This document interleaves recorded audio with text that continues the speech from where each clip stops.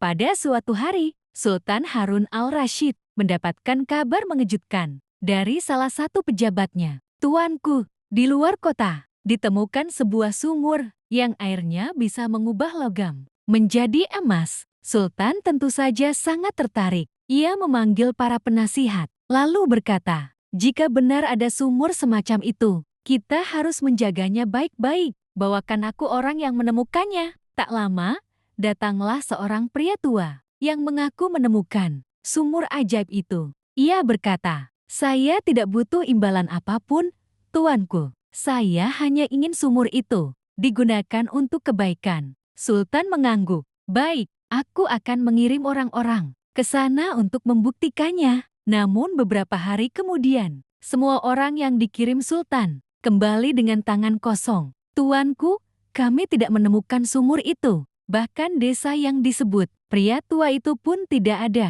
Sultan merasa ditipu. Ia marah besar dan memerintahkan pengawal untuk mencari pria tua itu. Namun orang itu lenyap tanpa jejak. Karena bingung, Sultan pun memanggil satu-satunya orang yang bisa diandalkan. Saat keadaan tak masuk akal, Abu Nawas. Abu Nawas datang dengan tenang. Setelah mendengar kisah Sultan, ia tertawa pelan. "Ampun tuanku, hamba rasa pria tua itu sedang menguji sifat tamak manusia. Tapi dia menyebut tempat yang tidak ada di peta," sahut Sultan. "Justru itu, sumur emas itu hanya ada dalam hayalan mereka yang serakah." Sultan termenung. "Lalu apa yang harus kita lakukan, Abu Nawas?" Abu Nawas tersenyum. "Izinkan hamba membuat pengumuman di kota. Tapi tuanku jangan marah dengan hasilnya." Keesokan harinya, terdengar pengumuman di tengah kota. Barang siapa yang pernah melihat sumur emas, diharap datang ke istana, membawa satu kantong tanah dari sekitarnya. Ratusan orang berbondong-bondong datang, membawa kantong berisi tanah, sambil berkata, "Saya pernah melihat sumur itu. Saya tahu lokasinya.